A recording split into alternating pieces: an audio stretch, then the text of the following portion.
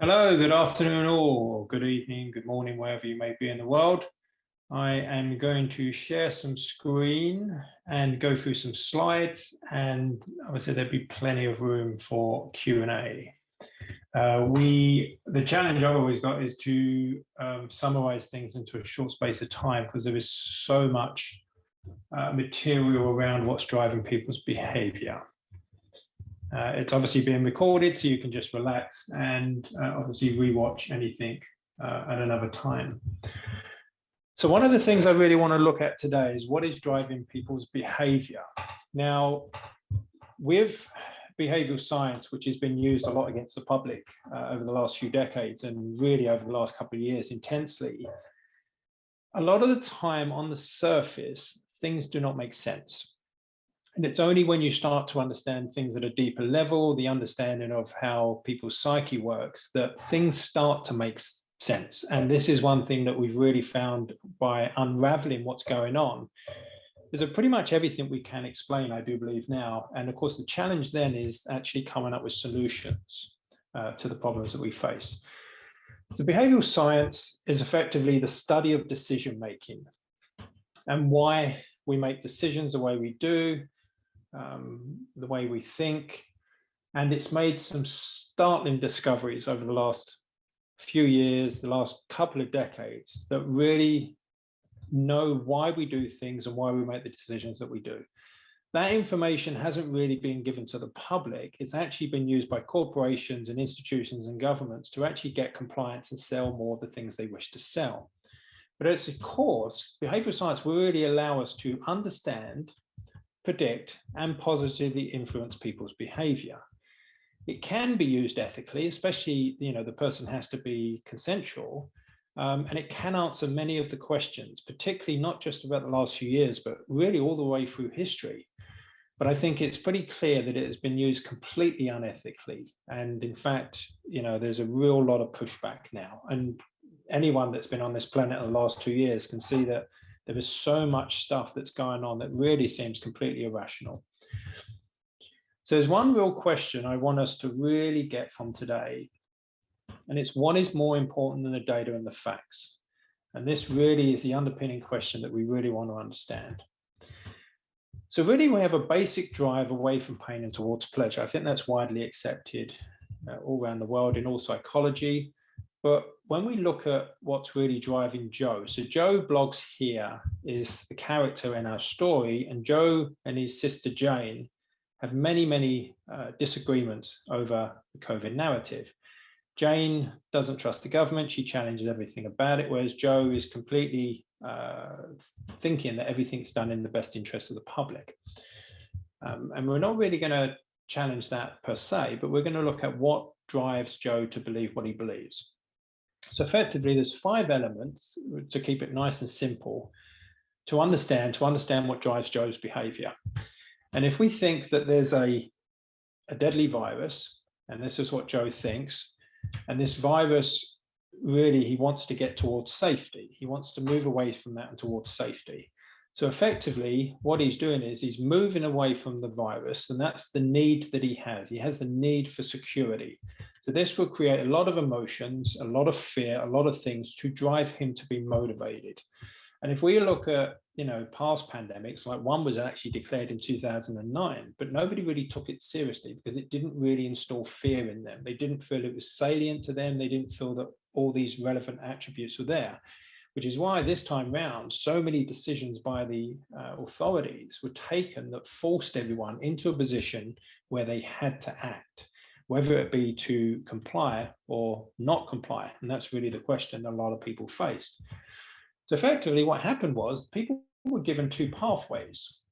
And it's really, if you think about, you come up to as a metaphor, you come up to a field and there's 2 foot of grass and somebody's already walked prior to you. They've already laid down a pathway. That now is going to be the path of least resistance. And that is predominantly the one that we would take. To walk a new pathway or the path of least resistance takes a lot more effort. And we would need a really good reason to walk that pathway. And those people that have chosen not to comply, they feel that they have those reasons. But effectively, most people or certainly a lot of people, have felt that this route at the top, the path of least resistance, was the one that they took. But there were so many ways that people were unconsciously nudged. Now, that's a word that many will be familiar with. And the nudge unit was, and each government effectively has a nudge unit within their authorities. And the nudge unit is to understand how to influence people to take the comply route. But so often the influence is unconscious. People are not aware that they're being influenced. And this is where the ethical question really does come up. Now, obviously, if we then start to understand what are those factors, we can actually start to take back control, and then we can also start to influence those around us to become aware, and also to understand really if this road to comply is really in their best interest. So we've got 5 elements. We've really got this need, we've got the forces which really come from the wants, we've then got Joe's perception of reality, we've got these influence forces, what determines him to take one path over another, and then we've got the decision that we would make, and that's often very much carrot and stick. So effectively this need, as it were, at a base level, there's 5 needs that we have, and this safety is one of the 5. And it's only when you begin to understand these 5 that a lot of people's behavior will start to make sense. So when it comes with the virus, effectively, so much of the narrative, media narrative initially, was to create fear that this, in effect, and the first pictures that people had was this equals that. Now, this was very important because the first piece of information that you're exposed to will actually form the foundation of your understanding of that subject. And of course, people dropping dead in the street was the first images that a lot of countries had. And whilst that never happened again, it didn't really matter that it didn't happen again, because the first impression is where you choose to place that subject in your mind. So a lot of people would have placed the subject of COVID in the very dangerous disease part of the way that we categorize it, when in reality, it's nowhere near as dangerous as any of the real serious outbreaks that could occur. So this was really a particularly powerful message. But then when we look as a wider, broad perspective of what our needs are as a human, then you'll begin to really see people's behavior. So what we have is we have a need to be socially accepted. So much of the narrative was saying, if you don't do this, you're selfish. In effect, socially rejecting people. Now, social exclusion theory really shows that being rejected from society is very traumatic. And we really, we need to have people around us that accept us and communicate with us. So also being part of groups is very important for us as humans. We want to be part of communities. We want to join groups, sports groups, choirs, churches, whatever it may be that's important to us. We want to be part of groups. Now, obviously, a big part of the narrative was to exclude you from both of these if you didn't comply. So what you would have seen is that so much of the messaging was effectively looking to reach that which we need at a deep level. We also have a need to influence others, and some would say that this is really to be significant, to be special, to mean something to someone, to really make a mark on the world. We also have a need to protect ourselves, and that's where the safety comes into it. And we have a need to bond to a partner. So what you have is that our unconscious minds are really there to create drives that we fulfill these things. And these have been really manipulated and used against us to get us to comply with whatever it would be, whether it would be buy a new car or clothing, or to comply with government requirements. But it gets really interesting when we look at that they're not really, a lot of the time, corporations and many things are not really looking to satisfy our needs, because then you're a happy customer and you really don't need to buy anymore a lot of the time. So in fact, what's going on, what you're going to really explain a lot of people's irrational behavior, is we get caught into 2 things. We get caught looking for false fixes, which if we can then get us into what's known as a compulsion loop. And a compulsion loop is really come around from game design, which is when people pick up games like Candy Crush or whatever, and they end up playing them for 6-7 hours, you know, and time just disappears, or they check their email every 30 seconds, or they feel the need to do any behavior compulsively. What's going on is that a part of the brain thinks that behavior is meeting one of these needs, but it doesn't. And that's what happens. So effectively, and historically, our wants and our needs were connected, a bit like a railway track. The one side of the railway track would be the want and the other would be the needs. And they were always connected. So 100,000 years ago, if you got a sugar craving, for instance, you would go and get some fruits, vegetables, honey. You couldn't get refined sugar. So the thing that signaled that nutrition was present isn't nutrition itself. It's just a signpost. It's like a trigger. But what companies have been able to do now is to isolate those triggers, but not have the substance. So you feel like you've got what you wanted, but you never did. So anyone that's virtual signaling online, they're doing that because they want to be socially accepted, but it never really itches, it never really scratches the itch. So there's always this left wanting. So this really does begin to explain that when you see the railway trackers broke, that when people, whether it be 2 masks, 3 masks, 4 masks, never enough, 2 shots, 3 shots, 4 shots, never enough, lockdown harder. These are all examples of a false fix, a solution being provided that doesn't meet the need. And therefore, because people think it meets the need, they effectively become a hamster running around a wheel that if they're not aware of, will just keep doing it. Now, if we then point out to them what's going on, we can't do that consciously because in their mind, what they think is true, they believe to be true. So, and effectively, if you try to tell someone, and there are ways to get through to people, but it's not really rationally consciously, you're standing in the way of them and safety. And this is the problem what happens, because when you look at the emotions that are driving them to do the behavior that they're doing, the emotion is there to fulfill the need, but it's working according to a false fix. And that's the problem, because emotions are there really to do 3 things. They're there to alert us of safety or opportunity. So if you had someone that, as a false fix, for instance, believed that masks, you know, putting a piece of cloth over their face could protect them from something that's far smaller than the holes in a piece of cloth.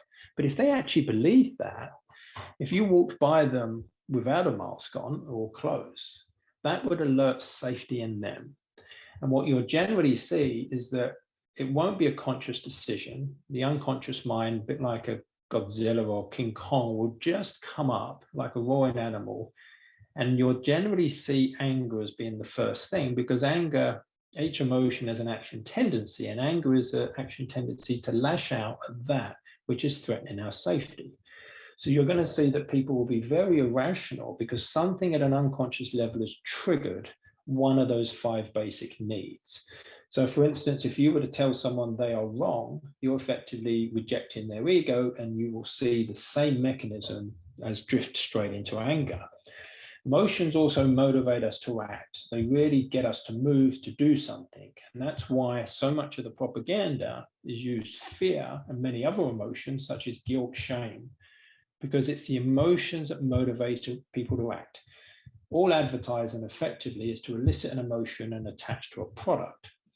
If it's done logically, it really doesn't have much effect. We like to believe that we're very logical, but in fact, all our decisions are triggered via an emotion. They're there evolutionarily to protect us and to give us the drives. The third thing that happens with emotions is it prepares the body changes in preparation to act. So for instance, the anger or fear will literally shut down the rational mind. It will send the blood to the arms and legs to get ready to fight or to run.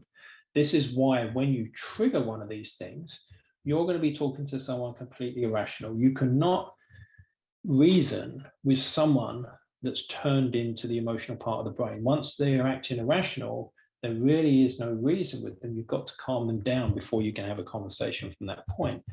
And of course, as we mentioned, we're always moving away from pain and towards pleasure. So if you have someone that's scared, the last thing that they want to be exposed to is something that scares them more. They're looking for comfort. So many of the people that are speaking up are quite justifiably angry about what's going on. The problem is, at a practical level, people that are scared and looking for reassurance will not listen to anyone that's angry.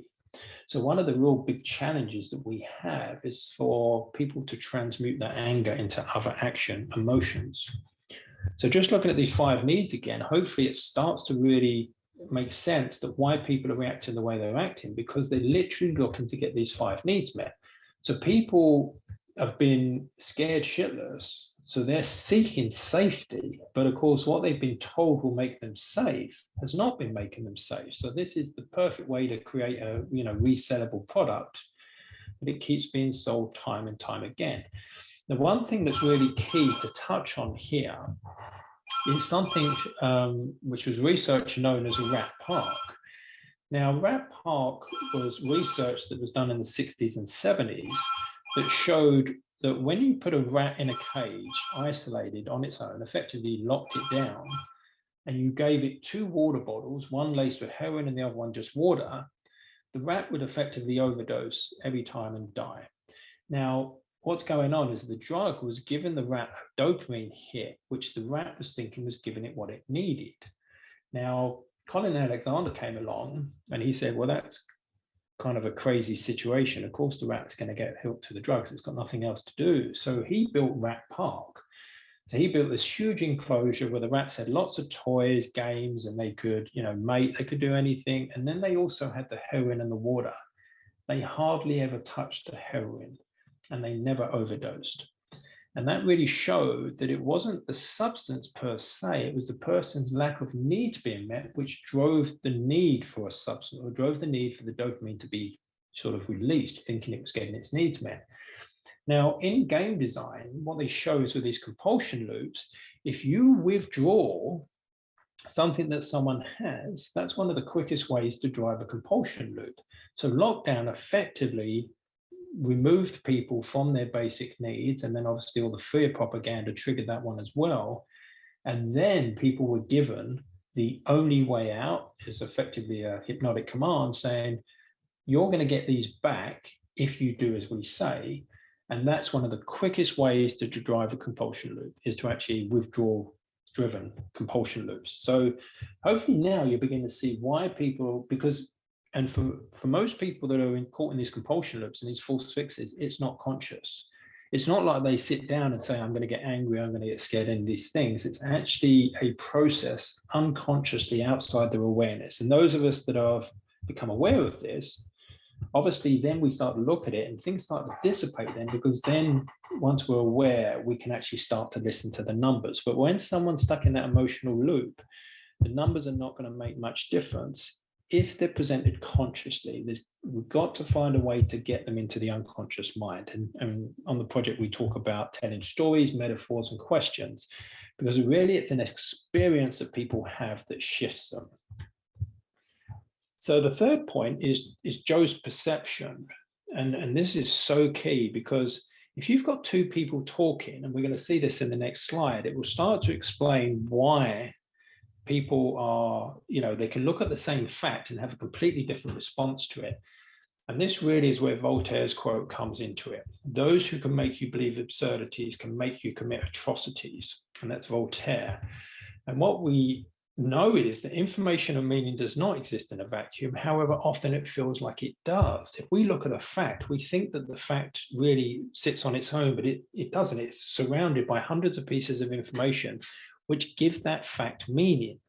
So if we were going to look at this visually and metaphorically represent it, we would see that Jane and Joe, who are brother and sister, effectively, when they speak, when they have a conversation, they are standing on soapboxes. And those soapboxes are projected into the conversation.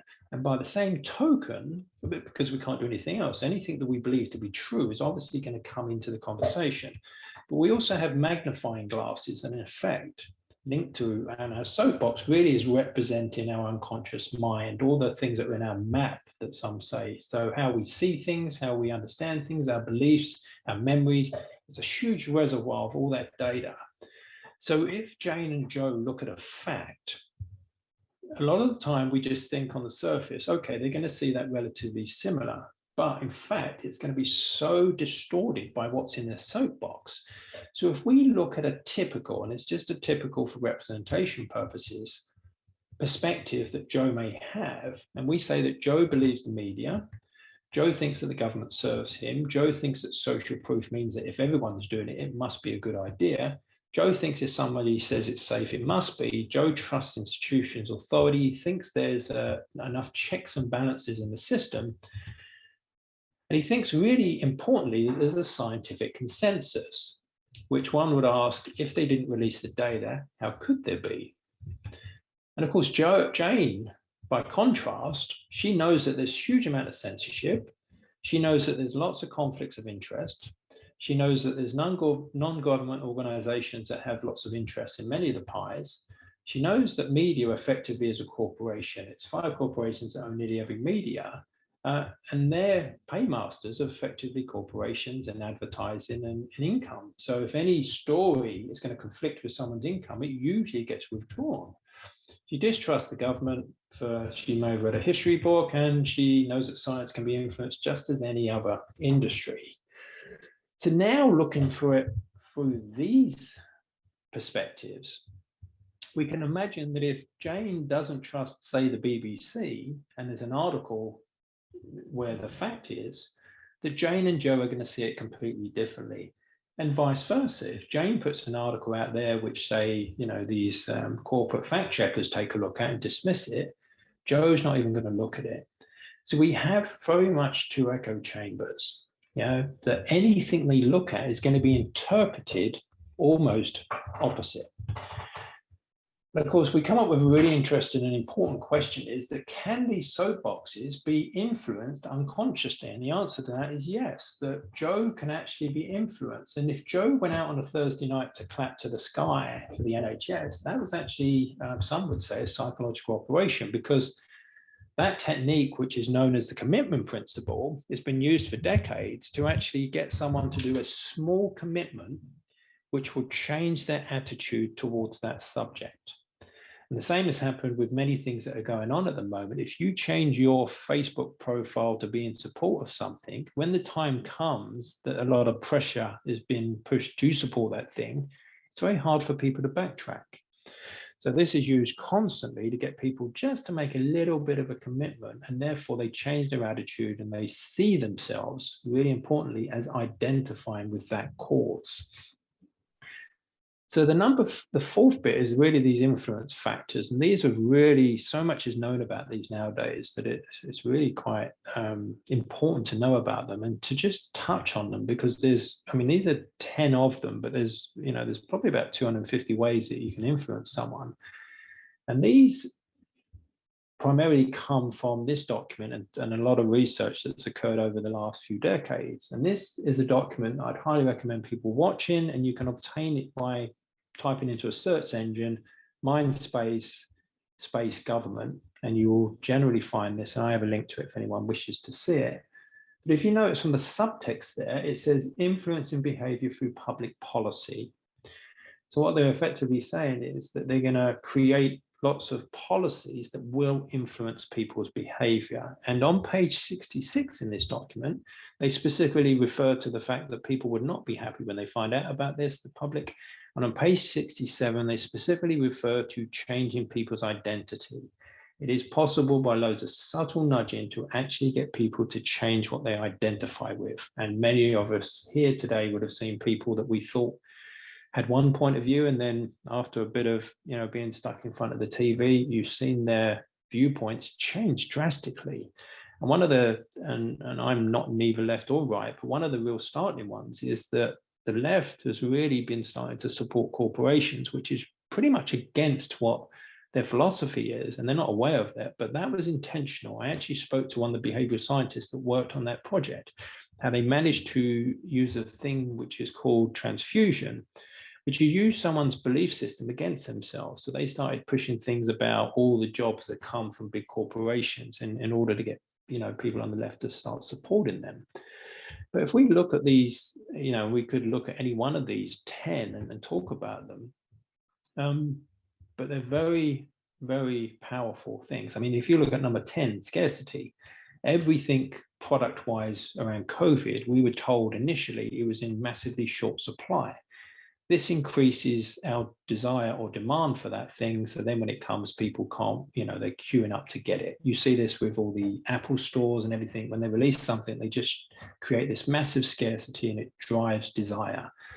And any one of these we could look at. Number 8 is really interesting. It's cognitive dissonance. And this has been used, this really has been weaponized. So one of the ways to, there's so many examples that we could give, but one of the things that may have startled people is when someone says, I've had 3 jabs, I've just caught COVID, but thank God, otherwise it would have been much worse. That is an example of cognitive dissonance. And what's going on there is they have 2 thoughts. They have one thought that says the jab protects them, and then the second thought comes along, which is they caught COVID. And obviously, those 2 things don't gel very well in the same space. So in order to resolve the dissonance, they've got to do one of 2 things. They've either got to decide the jab does not work, or they've got to say, oh, it would have been much worse, because otherwise they're very silly for doing it. So what happens is that people invariably, especially unconsciously, will take the path of least resistance, which is why when you get a few senators and a few influencers post tweets almost word for word saying, I've been, double jabbed and I caught COVID, but thank God, otherwise it'd have been very much worse. They are effectively what Neil Oliver said. They're laying the tracks. They're laying the tracks down in that thinking, and then all people have to do is to walk the pre-laid track. Much, much easier than having to think, of course. So, this is 10 of these, but there's many of them. And you'll see number 1 is affect emotions. So affect really is just an emotional way to influence people. You'll see that was used so often via various methods to really all about, hopefully this begins to make sense now, they influence people to take the pathway or the decision or the thinking that they want them to take.